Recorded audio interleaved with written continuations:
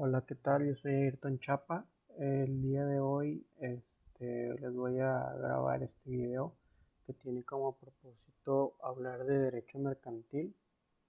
Este video corresponde a la misma clase de derecho mercantil y es para la realización de la primera actividad integradora, en la cual yo me voy a estar apoyando de esta ayuda visual por el contenido que es muy largo del primer parcial. Según las instrucciones de la actividad, vamos a hablar de temas muy específicos, que es el concepto de derecho mercantil. Vamos a hablar de la evolución del derecho mercantil, las fuentes del derecho mercantil, actos de comercio y por último la definición de la empresa y los elementos de esta misma. Comenzando por el concepto de derecho mercantil. Lo que yo tengo es que es un conjunto de normas que regulan la actividad de los comerciantes, los actos de comercio y las relaciones jurídicas derivadas de la realización de estos. Hoy en día esto es un poco más complejo debido a cómo son los actos y actividades de comercio. Prácticamente yo creo que todos estamos relacionados con estas actividades y actos de comercio, independientemente en qué giro o en qué puesto estemos trabajando. Yo en lo personal, en cuanto a mi experiencia, trabajo en un despacho de contadores y abogados muy relacionado al tema fiscal, y todos los días, si bien nosotros no tenemos tantos actos de intercambio de bienes o servicios, sí tenemos que revisar las operaciones y actos que hacen, las actividades que son nuestros clientes y que muchas veces van relacionadas con actividades de comercio, y de ahí es que nosotros nos desprendemos para ver específicamente los impuestos generados por estas actividades de comercio. Probablemente durante el video esté hablando de este tipo de experiencias porque es pues la única experiencia que tengo y que puedo aportar, que va a ir relacionada al tema fiscal. La diferencia del derecho mercantil con el civil. Lo que yo tengo es que si se considera el derecho civil como el derecho privado general, el mercantil puede conceptuarse como el derecho privado especial. Aunque inicialmente el derecho mercantil aparece como el cuerpo normativo de una clase social determinada, que es la de los mercaderes, la generalización actual de los actos mercantiles conlleva una difuminación de los contornos de la disciplina de mayor contenido en el derecho privado. Si por un lado se apropia tradicionalmente de materias civiles, por otro lado se desglosan bloques normativos y doctrinales que forman nuevas unidades disciplinarias. La creciente intervención y participación de las administraciones públicas en la actividad mercantil contribuye también a la provisionalidad, a todo acotamiento de la parte más viva del derecho privado. Yo creo que la principal diferencia es como lo menciona al principio, que si bien el derecho civil se puede catalogar como el derecho privado general, el mercantil se va al derecho privado especial, es un poco más específico.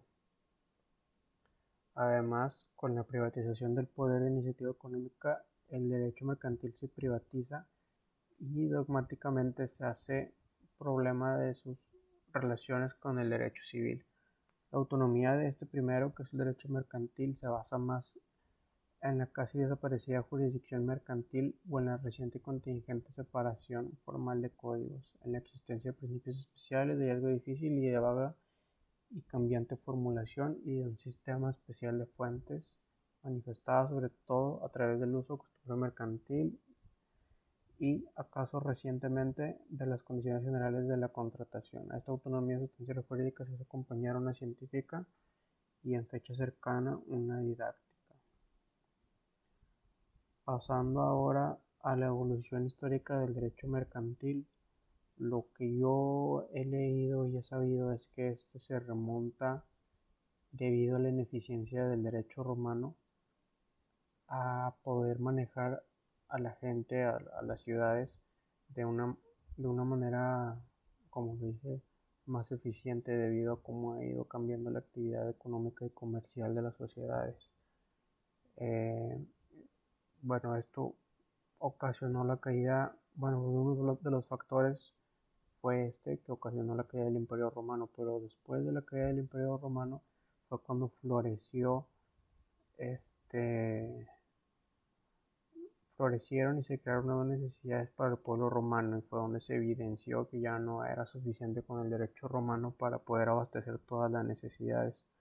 Es por esto que nace en parte el derecho mercantil y con él al mismo tiempo empiezan a ser la clase de los comerciantes y mercaderes.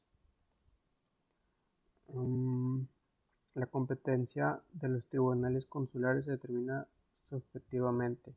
El derecho especial se aplica a los comerciantes inscritos en la matrícula de corporación, no se aplica a todas las cuestiones entre los comerciantes, sino a las controversias nacidas del tráfico. Este derecho especial, el cual va de la mano con el derecho mercantil de clase, experimenta durante su evolución un proceso de extensión subjetiva y objetiva. Primero, subjetivamente, se aplica no solo a las controversias entre comerciantes, sino a las necesidades de negocios que solo una de las partes lo es, siempre que el demandado no comerciante consiste en ello. Por otro lado, se aplica no solo a los comerciantes inscritos, sino a los que se dedican realmente al comercio, y a quienes por razón de su estado, lo que sean clérigos o nobles, no pueden serlo. Y por el otro lado, objetivamente, su campo de aplicación no se redujo al comercio en sentido estricto como intermediación, sino también a operaciones conexas, que es tráfico cambiario, transportes, comercio marítimo y demás. Puede ir aquí de la mano el término de derecho marítimo, y eso fue la evolución histórica del derecho mercantil, remontada desde tiempos de la caída del Imperio Romano. Después pasamos a las fuentes del derecho mercantil. Primero que nada, las fuentes del derecho mercantil son el origen de una norma o disposición de comercio. Una norma es considerada de naturaleza comercial cuando tiene carácter de obligatoria dentro del marco jurídico y regula las conductas en las que se desarrolla el derecho mercantil. La fuente del derecho comercial por excelencia es la legislación mercantil. Una ley puede considerarse de naturaleza mercantil cuando el legislador le ha otorgado esa calidad y cuando la materia de la cual se trate se encuentre en esa categoría. Dicho esto, algunas de las fuentes del derecho mercantil son Código de Comercio, Ley General de Títulos de Operaciones de Crédito, Ley General de Sociedades Mercantiles, Ley de Concursos Mercantiles, Ley de quiebras y suspensión de pagos, Ley de Comercio Exterior, Ley de Instituciones de Crédito y Ley de la Propiedad Industrial. Estas se dividen asimismo está dividido en fuentes formales y fuentes materiales y supletorias. Las fuentes formales son la ley, tratados aprobados por el Congreso y la jurisprudencia. Fuentes materiales son usos y costumbres y doctrina jurídica. Esta doctrina jurídica es el conjunto de derechos, teorías, investigaciones que se han realizado de expertos en materia jurídica. Fuentes supletorias, aquí entran provenido de la existencia de lagunas o vacíos legislativos.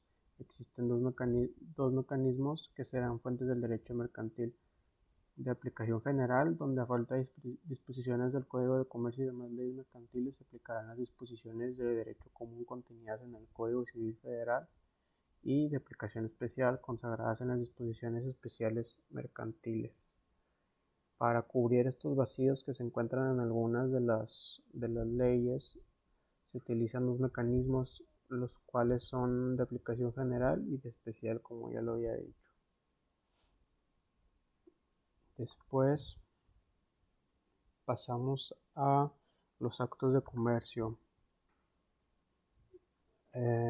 Para definir primero lo que es un acto de comercio, este se encuentra regulado en el artículo 75 del Código de Comercio y lista una serie de actividades que son consideradas como actos de comercio, que en resumen son aquellos actos jurídicos celebrados por personas, ya sea físicas o morales, comerciantes o no, y que produzcan efectos jurídicos regulados por el derecho mercantil.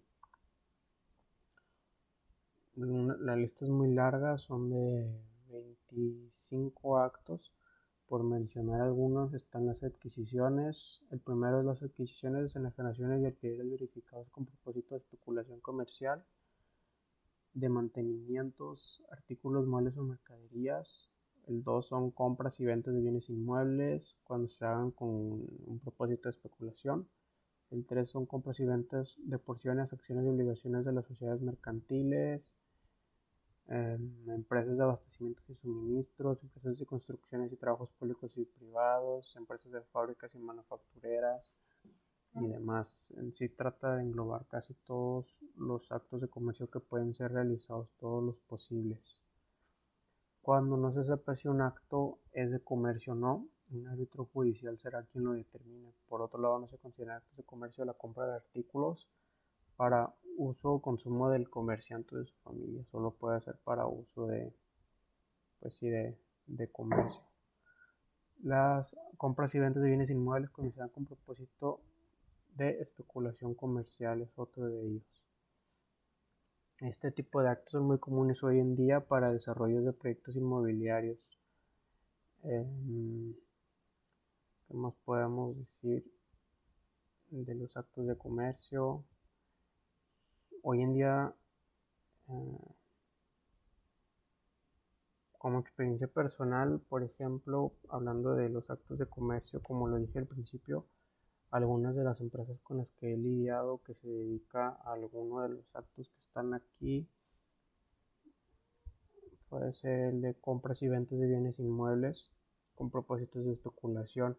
He trabajado con empresas que se dedican al desarrollo de proyectos inmobiliarios y ellos lo que esperan es comprar y desarrollar un proyecto inmobiliario para tener un beneficio futuro, suponiendo que puede aumentar el valor de esa propiedad, de lo que desarrollen, y asimismo obtener ingresos del arrendamiento del desarrollo del proyecto, más que nada plazas comerciales, y lo arrendan como locales o hacen hoteles, oficinas y demás. En eso me ha tocado ver gran parte de mi trabajo. Pasando al concepto de la empresa y sus elementos. De acuerdo con el artículo 16 de la Ley Federal del Trabajo, se entiende por empresa a la unidad económica de producción o distribución de bienes y servicios, y por establecimiento la unidad técnica que como sucursal, agencia u otra forma semejante sea parte integrante y contribuya a la realización de los fines de la empresa. Entiende por empresa o negociación para temas mercantiles el conjunto de trabajo, de elementos materiales y de valores incorpóreos coordinados para ofrecer un propósito de lucro y de manera sistemática, bienes o servicios. O sea, tiene que tener fines de lucro y puede dedicarse a bienes o servicios. Elementos de la empresa es el empresario, el patrimonio de la empresa, el trabajo. Entiéndase por trabajo que es el conjunto de personas que trabajan auxiliando al comerciante en las actividades empresariales y dentro de la organización y jerarquía que tenga la empresa. El establecimiento, que es el local. El nombre comercial, este viene regulado en el artículo 105 de la Ley de Propiedad Industrial. Es como el uso exclusivo que se le dé a la empresa, que tiene una vigencia de 10 años. Avisos comerciales, la marca, franquicia, denominación de origen, patente, modelos de utilidad, diseños industriales, secretos industriales y derechos de autor. Todos estos bien organizados tienen la finalidad de rendir utilidades económicas, crean la clientela formada por personas que acuden de manera sistemática a la empresa para proveerse del bien o servicio que ésta brinde. Esto es todo más o menos lo que vimos en el primer parcial y con lo que finalizaría el video. Este video será anexado dentro de un documento el cual se va a subir a la plataforma, y no queda más que agradecer por la atención.